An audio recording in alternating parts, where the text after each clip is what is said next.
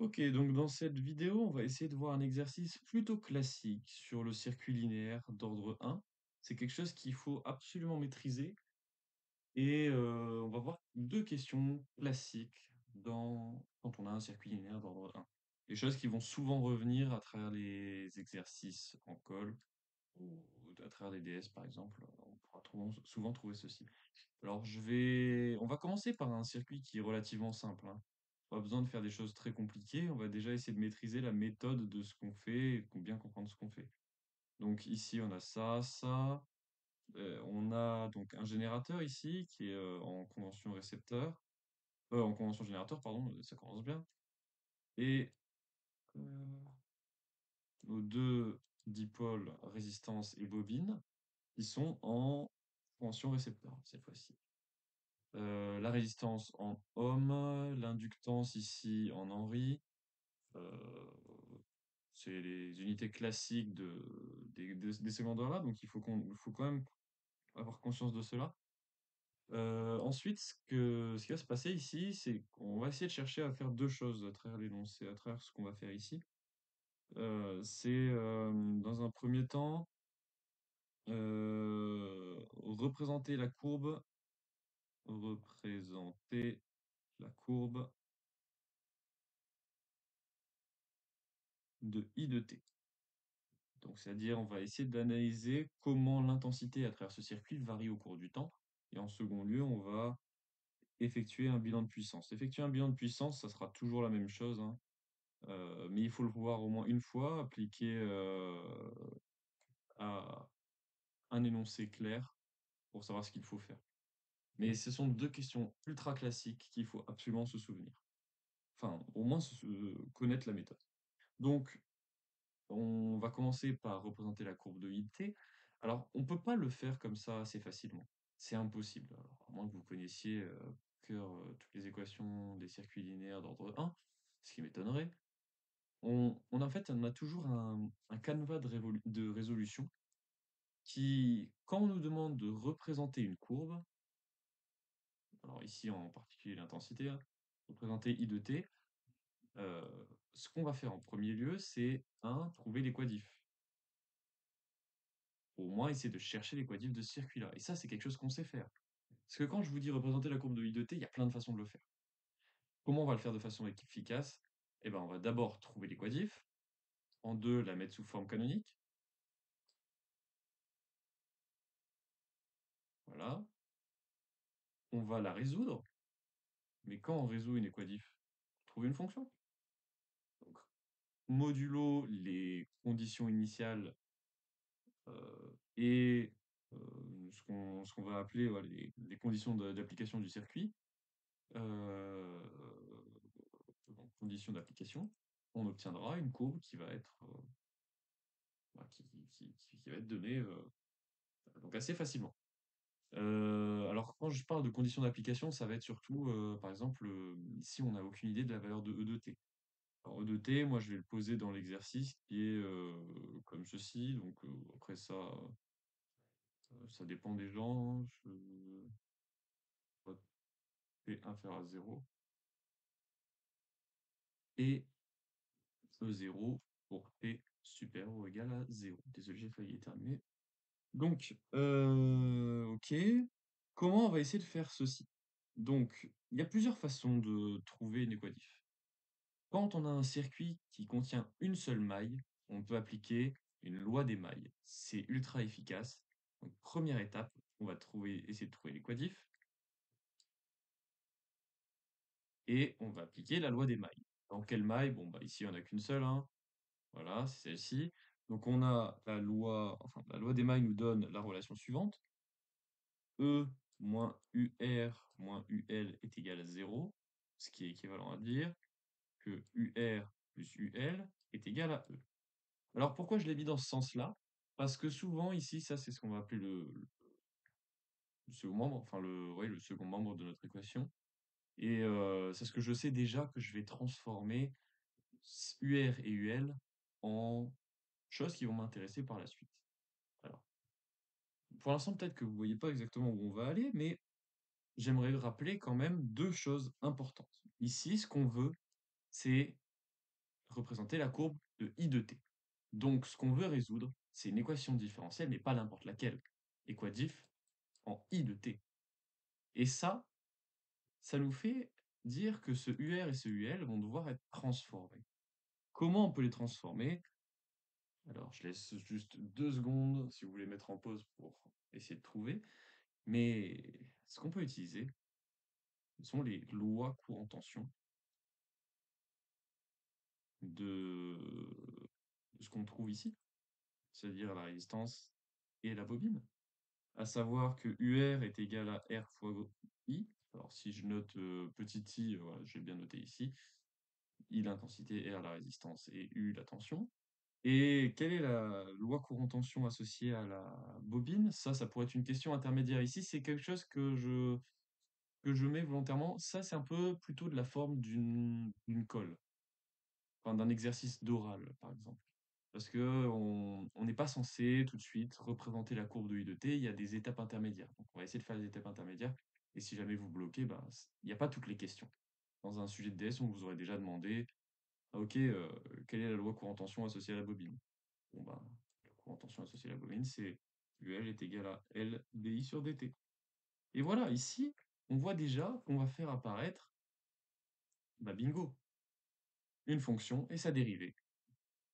Donc, dans l'équation différentielle qu'on va noter E, avec les lois courant-tension, E devient la chose suivante,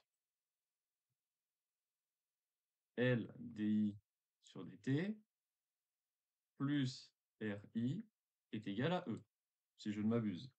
Normalement, pardon, c'est... Alors, en plus, j'ai mis petit e, alors que c'est grand E0, si je dis pas de bêtises, hein. C'est ce que j'avais mis au début. Ouais. Donc, ouais, et n'oublie pas ce grand E0 ici. Hop, voilà. OK. Alors, bah là déjà, j'ai bien avancé. J'ai trouvé l'équadif en I de t. En deuxième lieu, je vais la mettre sous forme canonique. Donc mettre sous forme canonique, c'est-à-dire, hein, je rappelle au cas où, hein, y' plus AY est égal à B. Ça, c'est la forme canonique. On voit bien ici que devant notre Y', on doit avoir strictement rien, c'est-à-dire que E devient, donc E équivalent à DI sur dt plus R sur L I est égal à E0 sur L. Et là, on a notre équation différentielle sous forme canonique. C'est quelque chose qu'il faut savoir faire absolument. Pour l'encadre, on est content de notre résultat, super. Ok. Maintenant, ce qui va se passer, c'est que on aime bien, quand on est sous forme canonique, mettre un taux.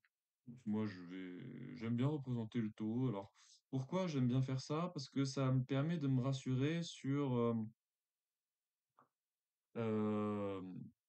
les unités, sur tous ces trucs-là. C'est-à-dire que, voilà, je vais poser ceci, comme ceci, voilà. Donc, pourquoi j'ai posé un taux? Ça ne sert strictement à rien. Ça nous sert strictement à rien. Pourquoi? Parce que j'ai juste remplacé, j'ai juste posé entre cette étape-là et cette étape-là, taux est égal à L sur R. On est d'accord sur ça. Mais en fait, le truc, c'est que les valeurs de taux sont censées être à peu près connues. C'est des valeurs qui doivent vous dire quelque chose. C'est-à-dire que si on trouve taux est égal à L fois R, c'est quelque chose qui n'est pas très très logique. Par contre, quand on trouve taux est égal à R fois C, par exemple, ça doit vous dire quelque chose. Ben, c'est que R fois C, c'est donc la constante de temps d'un circuit qui est un circuit RC en série. Et c'est quelque chose qu'on sait que c'est homogène à un temps. Donc voilà, en fait, ce qu'il faut retenir surtout de ce taux-là, ce qui est pratique, c'est que si vous trouvez RC pour un taux, quand vous posez votre taux, vous trouvez RC, bah, c'est que vous êtes sur le bon chemin. Ici, moi, je connais certaines homogénéités. Alors, on va pas s'amuser à les refaire ici parce que ça pourrait être long, mais on pourra voir ça avec les impédances. Ce sera peut-être un peu plus simple pour remontrer les unités, pour remontrer que taux est bien homogène à un temps ici. Mais L sur R, c'est bien homogène à un temps. Faites-moi confiance, c'est le cas. Alors, comment on peut le vérifier? Pourquoi j'ai posé le taux ici en dessous, au dénominateur, pourquoi je ne l'ai pas mis au-dessus? Parce que regardez, une équation, ça doit être homogène. On n'additionne pas les carottes et les patates. Ce que ça veut dire, c'est qu'au-dessus, ici, DI, c'est une petite variation d'intensité. C'est-à-dire que DI, c'est homogène à une intensité. DT, sur le dessous, c'est une petite, un petit une petite séparation de temps. Donc en dessous, c'est homogène à un temps. Bah, c'est ce que j'ai remis ici.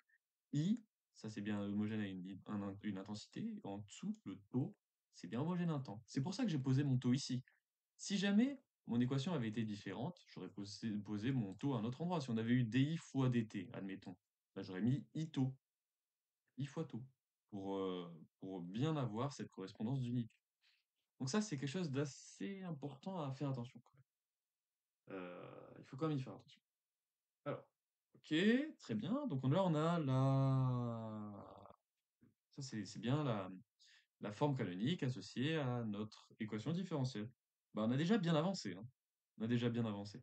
Parce que maintenant qu'on a ça, bah, c'est bénef. On est très bien. Pourquoi on est très bien? Alors, ici, heu, je sais pas si je l'explique maintenant. On va supposer une propriété vraie et cette propriété sera remontrée dans une vidéo. Ah quoique non, non, non, on va le faire maintenant. On va le faire maintenant parce que c'est assez important. Alors, c'est quelque chose qui est assez subtil. Donc ici, je vais montrons que l'intensité est continue au sein d'une bobine. Alors pourquoi on va faire ça? Parce que ici, ce qu'on se demande, qu'on a souvent besoin, c'est d'une condition initiale. Pour résoudre une équation différentielle en I de t, il faut une condition initiale sur l'intensité. Par exemple, il faudrait connaître I de t égale 0. Sauf que dans mon énoncé, je n'ai strictement rien, ce qui est surprenant. Donc, on supposera, étant donné que quand E de t était égal à 0 pour tout t qui était inférieur à 0, ça veut dire qu'à l'origine, il n'y a rien dans mon circuit. Et que le circuit s'active que à t supérieur ou égal à 0. Donc, en I de t égale 0, ben, ce qui va se passer, c'est que, alors, je vais juste marquer l'explication juste en dessous. Euh, I en t égale 0 moins, donc juste un petit peu avant qu'on active, si vous voulez, le générateur, on avait 0, 0 ampère. Au moment où on l'active, c'est-à-dire en I de t égale 0, comme l'intensité est continue, bah, ça sera toujours 0. Et I en t égale 0 plus, ça sera 0. Alors pourquoi ceci? Je ne sais pas si vous vous souvenez, en maths, vous avez dû faire des limites à gauche. Limite quand t tend vers 0 plus et limite quand t tend vers 0 moins. Et si les deux limites ont la même valeur, alors la limite quand t tend vers 0, ben, vous obtenez le truc au milieu. Ben, c'est ce qui se passe ici. Lui, par continuité, enfin parce que le circuit était fermé avant, c'était 0. Lui, par continuité, c'était 0, donc forcément celui au milieu, ça sera 0. Il sera égal à 0 ampère. J'espère que c'est logique ça. Donc là, je vais essayer de justifier pourquoi c'est vrai cette chose-là, parce que je ne l'ai pas montré pour l'instant, hein. Donc, en supposant que vous connaissez tous la loi courant tension pour l'intensité, pour la bobine. Il y a une chose, c'est que vous savez peut-être que E est égal à pour le E pour comment dire, le E pour une bobine, c'est un demi de L fois l'intensité au carré. Ça vient du fait que P est égal à U fois I, U est égal à LDI dt, et la relation entre E égale P fois T, vous obtenez ceci. Si jamais, on montrera dans une autre vidéo comment on reprouve cette énergie. Là, ici, on va la supposer comme acquis. En fait, il y a une propriété fondamentale en physique, c'est que l'énergie ne peut pas varier, ne peut pas, les sauts d'énergie n'existent pas. Donc, l'énergie, c'est une grandeur continue, c'est une grandeur physique qui est continue. Elle ne peut pas changer de façon instantanée. C'est-à-dire qu'on ne peut pas avoir le E qui, d'un seul coup, monte à 150, par exemple. E va forcément passer à 0, 1, 2, 3, 4, 5, 6. Elle va forcément être continue. C'est-à-dire que si on trace E, ça ressemble à ceci. Ça doit ressembler à ceci. Pas à ça. Si ça fait pas ça, puis ça. Donc, cette chose-là, c'est assez important parce que si vous remarquez que E, physiquement, l'énergie est forcément continue. Physiquement, l'énergie, c'est quelque chose c'est une fonction continue. Forcément, un demi ici et L, étant donné que ce sont des constantes, on s'en fout, mais ça veut forcément dire que l'intensité est continue. L'intensité est continue car l'énergie se doit d'être continue. Physiquement, c'est pas possible d'avoir une énergie qui change d'un seul coup. Donc, voilà, c'est une discontinuité dans l'intensité, ça éclaterait les lois de la physique. Parce qu'en fait, ça voudrait dire que on aurait une énergie qui varie d'un seul coup. Sauf que ça n'existe pas, au moins à notre échelle. Parce que à l'échelle des atomes, vous avez probablement dû voir les niveaux d'énergie. Et les niveaux d'énergie, c'est une quantification de l'énergie. C'est-à-dire que vous pouvez atteindre que, par exemple, au niveau d'énergie 0, 1, 2, il y a des stades d'énergie entre les deux qui sont très précis. En physique classique, c'est-à-dire en physique de la vie de tous les jours, on va dire, l'énergie se doit d'être continue. C'est une grandeur continue. Et par la relation E est égal à 1 demi de L I carré, forcément, l'intensité est continue. Donc j'espère que ça a été convaincant, mais par conséquent, ce qu'on peut dire, c'est que comme avant le circuit était à l'arrêt, on avait forcément 0 à l'origine, enfin juste avant de commencer notre circuit, et au moment où on active le circuit, par continuité de l'intensité, on est forcément à l'intensité égale à 0. Donc je vais reprendre mon équation différentielle, dI sur dt plus I sur taux est égal à E0 sur L, et je vais noter juste à côté ma condition initiale, I de t égale 0 est égal à 0. Ok. Jusque-là, normalement, je pense qu'il n'y a pas trop de soucis, mis à part notre justification ici pour montrer que l'intensité est continue au sein d'une bobine. Vous pouvez faire exactement ça veut dire quoi? Ça veut dire que la tension, par contre, n'est pas forcément continue au sein d'une bobine, hein, on est d'accord? Mais on peut faire la même chose avec le condensateur. Étant donné que I est égal à C dU sur dt, et l'énergie du condensateur, c'est égal à 1 demi de Cu carré T, comme l'énergie est continue, forcément, la tension dans un condensateur est continue. Ça, vous pouvez le montrer, enfin, ça se remontre assez facilement, étant donné qu'on a vu ça avant. Ok, tac, d'accord, très bien. Alors, maintenant, pour ce qui est des solutions. Donc, on rappelle, hein, on a une équation différentielle avec un second membre, ce qui fait qu'on va devoir d'abord, enfin, la solution s'écrit de cette façon-là. I de t est égal à euh, I homogène, donc I homogène plus I particulière.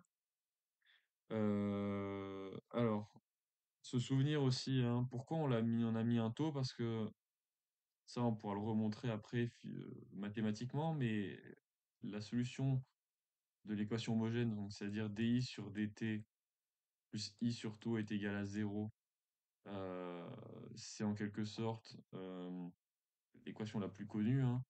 La solution, elle se ressemble à ceci, a exponentielle moins t sur taux. Alors, ouais. On pourra refaire à la limite une vidéo rapidement dessus, hein, pour reprouver ça, mais c'est plutôt de l'ordre mathématique que de l'ordre physique, hein. Vous avez dû remontrer ça en terminale ou des trucs comme ça, là on va pas s'attarder là-dessus, c'est pas ce qui nous intéresse tant que ça. Euh, mais quoi qu'il en soit, A appartient à R. Voilà. Et ensuite, I particulière, ça c'est la solution homogène, I particulière. Alors ce qu'on dit souvent, c'est que la solution particulière et de la forme du second membre. Solution particulière et de la forme du second membre.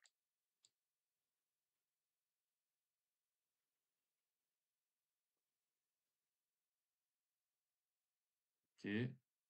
Si jamais il faut que ce passage-là là, de l'intensité homogène, enfin la solution de cette équation ici, il faut le remontrer, dites-le moi en commentaire, au moins je le ferai parce que ça peut ne pas être si logique que ça et après on va commencer à trop s'étendre dans la vidéo.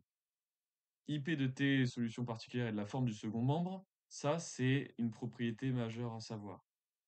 C'est-à-dire que comme le second membre ici, il ne dépend pas du temps, c'est-à-dire que IP de t, c'est égal à une constante. Et si IP de t est égal à une constante et que cette solution satisfait, enfin si ceci IP de t est une solution de l'équation différentielle, alors elle satisfait l'équation différentielle. C'est-à-dire que dIP dt, c'est égal à 0, nécessairement. Et donc, qu'est-ce que ça nous donne? Ça nous donne que IP de t, donc ça fait 0, plus IP de t sur tau est égal à E0 sur L. Ce qui nous donne ensuite, euh, ce qui nous donne IP de t est égal à E0 fois tau sur L, avec tau est égal à L sur R, ce qui nous donne E0 sur R. Donc ça, c'est la solution particulière. Ça, c'est surtout un concept mathématique, hein. Donc je fais la résolution ici parce qu'il faut la faire pour obtenir notre résultat dont on a besoin. Mais si jamais il faut si jamais il faut préciser un petit peu ça, ou bien reprendre physiquement la résolution d'équations différentielles, on pourra le reprendre en faisant une vidéo, ça c'est sûr et certain. Donc, quoi qu'il en soit, notre solution ici est égale à a exponentielle moins t sur tau plus E0 sur R. Qu'est-ce que j'ai fait? J'ai sommé la solution homogène et la solution particulière. Solution homogène qui était ici, qui est la solution classique d'une équation différentielle du premier ordre, linéaire du premier ordre, et la solution particulière ici, E0 sur R, que j'ai mis ici. Ok. Et ensuite, une fois que j'ai fait ça, j'ai le droit de résoudre, enfin d'appliquer les conditions initiales. Donc c'est-à-dire que, parce que pourquoi je veux appliquer les conditions initiales? Ici, le A, je ne sais pas qui c'est, je ne sais pas ce que c'est. Donc ce que je vais obtenir, c'est que quand I de t égale 0, ben, A exponentielle moins t sur tau, ça fait A, parce que exponentielle de moins 0, ça fait 1, plus E0 sur R. Ok?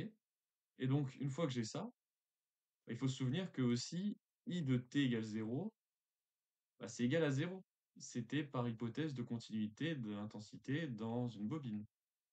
Donc, nécessairement, on a que A plus E0 sur R est égal à 0, et ce qui implique que la constante d'intégration A, c'est égal à moins E0 sur R.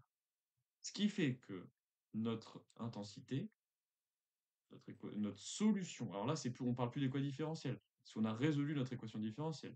Notre solution, ça va être moins E0 sur R, exponentielle moins t sur tau, plus E0 sur R. On peut essayer de factoriser ça, hein, on ne va pas se priver. Ça fait E0 sur R, facteur de 1 moins exponentielle moins t sur tau. Et voilà. Et ça, c'est quelque chose qui est logique. Pourquoi c'est logique? Est-ce que c'est homogène? Déjà, on va se demander, est-ce que c'est homogène? Ben, exponentielle n'a pas d'unité, à l'intérieur, c'est temps divisé par temps. Donc forcément, à l'intérieur, la division ici est, avec une unité, on va dire 1. 1 moins exponentielle. 1 n'a pas d'unité, exponentielle n'en a pas non plus, donc on fait bien et un chiffre moins un chiffre, donc c'est bien homogène. Ensuite, le plus dur, c'est E0 sur R. Ben, E0, c'est une tension, R, c'est une résistance. Comment on peut faire pour prouver l'homogénéité de ceci? U est égal à R fois I. Alors comment on va faire? Ben, ça fait U divisé par R est égal à I. Et on voit bien que c'est tension au numérateur, résistance au dénominateur, tension au numérateur, résistance au dénominateur, c'est bien homogène à une intensité. Pourquoi? Parce que ici, ce bloc-là est homogène à une intensité, fois quelque chose qui est homogène à 1, ça fait que tout est homogène à une intensité. BNF. Donc là, on vient de trouver la solution. Donc, si on fait un résumé, alors on n'a pas encore fini notre première question, hein, on n'a pas représenté la courbe, mais on a fait les quadifs, en, comment dire? En utilisant la loi d'émail ici. Ensuite, par les lois courant tension. Pourquoi on a utilisé les lois courant tension? Parce que on voulait une équadif en I, vu qu'on voulait représenter la courbe de I de t. Donc fallait forcément changer ici les tensions, hein, on n'allait pas rester avec ça. Donc là, en utilisant les lois courant tension, l'équation différentielle devient celle-ci, qu'on met sous forme canonique pour plus de simplicité dans la résolution.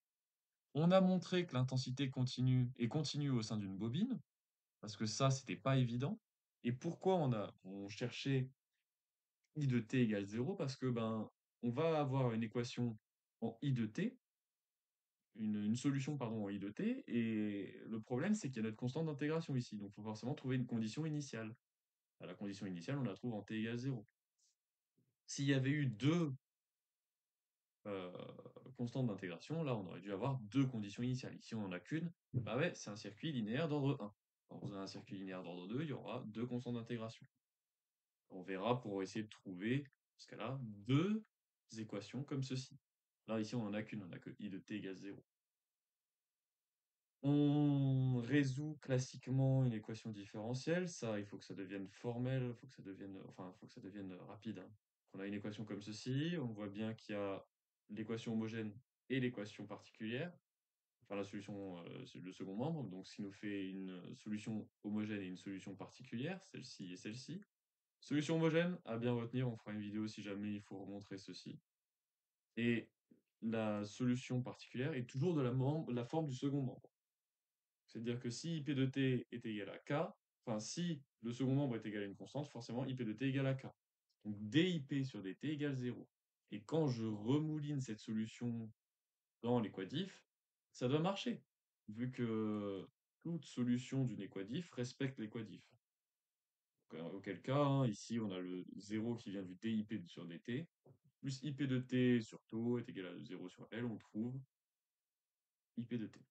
On applique notre condition initiale, ce qui nous donne ceci. Et là, la question, ça va être de maintenant tracer. On doit tracer la courbe.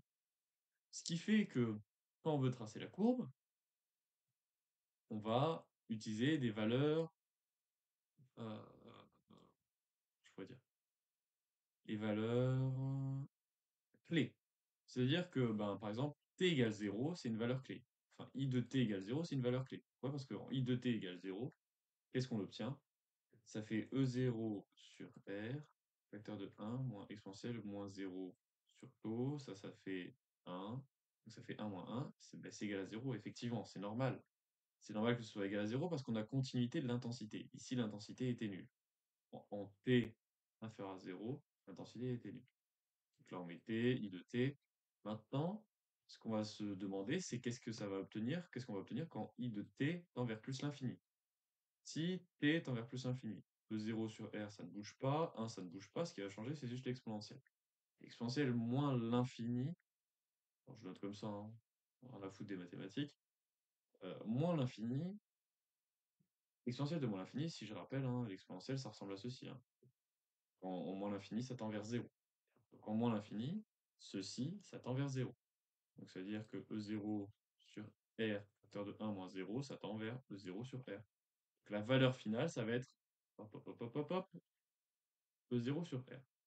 Et après, alors on a alors il y a quelque chose qui est assez chiant à faire, hein. On pourrait trouver la valeur en t égale tau, qui est une valeur particulière. Alors on va le faire quand même, hein. I de t égale tau, c'est égal à E0 sur R, facteur de 1 moins exponentielle moins tau sur tau, ce qui fait E0 sur R, facteur de 1 moins exponentielle moins 20. Bon, est-ce que j'ai ma calculatrice? Non, j'ai pas ma calculatrice. Est-ce que je peux faire exponentielle avec ça?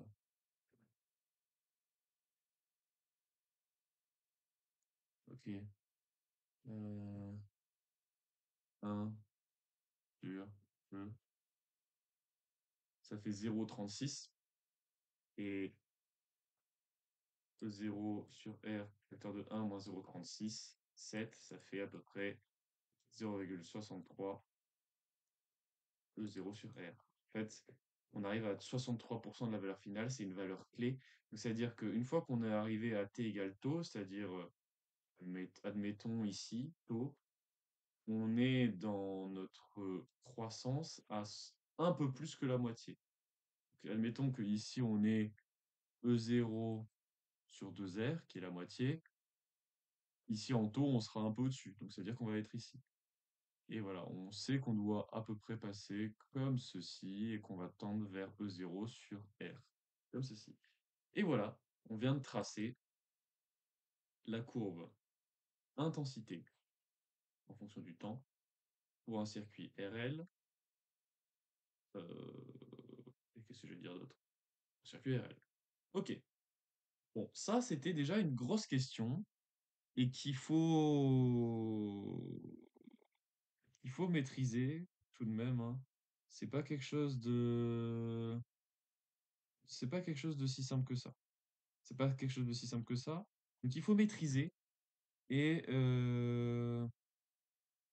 disons que ouais, c'est quelque chose de classique, c'est-à-dire faire les quadifs, résoudre les quadifs, trouver les conditions initiales, se résoudre, donner la solution, la fonction solution et tracer, c'est quelque chose de, ce sont, on va dire, toutes les étapes classiques.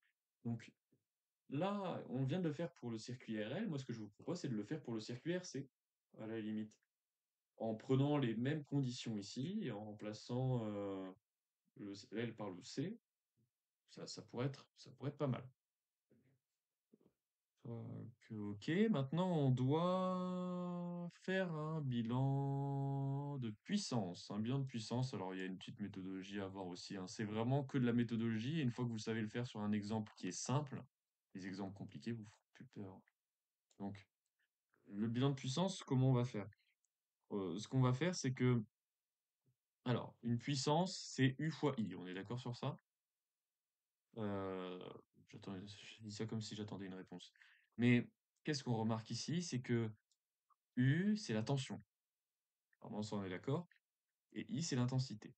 Et tout à l'heure, qu'est-ce qu'on avait écrit là? On est dans un circuit où il y a une seule maille. Donc, la loi des mailles, il y en existe une seule. Une seule et unique. Cette loi des mailles, elle était écrite comme ceci. UR plus UL est égal à E0. Alors moi, ce que je vous propose, c'est de multiplier tout ça par I. Si je multiplie tout ça par I, ça devient plus une loi des mailles en tension, mais ça devient une sorte de loi des puissances. Et oui, parce qu'on obtient ceci. Si je dis pas de bêtises, vraiment c'est ça. Donc, qu'est-ce que cela ça fait? Euh, euh, Qu'est-ce que ça fait? Ben, ça devient une loi de puissance. Et en fait, quand on fait un bilan de puissance, ce qui nous intéresse, c'est de connaître l'énergie qui a été fournie par le générateur, connaître l'énergie, enfin, pardon, ici on parle de loi de puissance, pardon. On parle d'un bilan de puissance, donc on va parler en puissance. Ce qui nous intéresse, c'est de trouver la puissance fournie par le générateur, la puissance reçue et dissipée par la résistance, et de la puissance qui est stockée par le L, par la bobine. Donc, comment on va faire ça?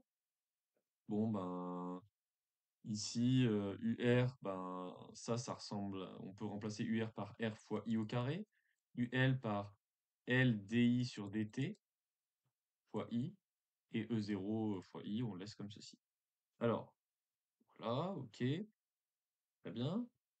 Euh, Ça, bah, ça ressemble à la puissance reçue et dissipée euh, une résistance, par une résistance. E0 fois I, bah, ça c'est la puissance qui a été donnée euh, par le générateur. Mais ici, on ne reconnaît pas tant que ça l'énergie reçue par une bobine, parce que moi je rappelle que l'énergie, enfin, on ne reconnaît pas trop la puissance reçue par une bobine, reçue et stockée par une bobine, parce que si je me souviens bien, on avait dit l'énergie c'était égal à 1 demi de Li carré et la puissance, bah, vous voyez bien que la puissance est égale à E sur T, et là, on voit pas trop apparaître euh, D sur dt de 1 demi de Li carré, ici. Donc, ce qui va nous intéresser, c'est d'essayer de changer cette forme-là. Et alors là, ça, c'est un truc classique, mais grave chiant. C'est que ce truc-là, là, ici, c'est la dérivée de 1 demi de Li carré. Et ça, il faut le remarquer. Alors, comment on le remarque? À la dérivée temporelle de 1 demi de Li carré, on va partir de ce calcul-là. Parce que moi, pour moi, c'était compliqué des fois de remarquer que ce truc ici, là, qui, qui ressemble strictement à rien, c'est égal à ça. Alors, on va le faire gentiment. Euh, Parce que ici, ça c'est l'énergie, et ce que moi je veux trouver, c'est la puissance, hein. Donc c'est-à-dire un truc qui ressemble à ceci. Et pour l'instant, je ne l'ai pas. Alors comment je vais faire? Ben, moi je vais vous donner le résultat, c'est-à-dire ceci, et on va essayer de retrouver le truc du dessus. Parce que si on réfléchit en égalité, c'est-à-dire qu'on pourra aller dans les deux sens. Si on dérive ceci, ben, 1 demi, ça c'est constant par rapport au temps, L c'est constant par rapport au temps, mais la dérivée du carré sur t, c'est égal à 1 demi, ben, c'est égal à L fois 2 fois I de t fois I' de t. Et ça, c'est le truc le plus important. Parce que quand vous dérivez U de x, la véritable dérivée, U' de x, c'est pas juste prime, ça va être, euh, quand vous dérivez, pardon, UN de x. Si on dérive ça, la dérivée, c'est n fois UN moins 1 fois U'. Ça, c'est une formule qu'il faut connaître. Et donc, ce qu'on a fait, c'est ça. On a dérivé ça, on a obtenu ça, et regardez ce qu'on obtient. L fois I de t fois dI sur dt. Parce que les deux se simplifient. Ah mais c'est ce qu'on a ici au-dessus. OK.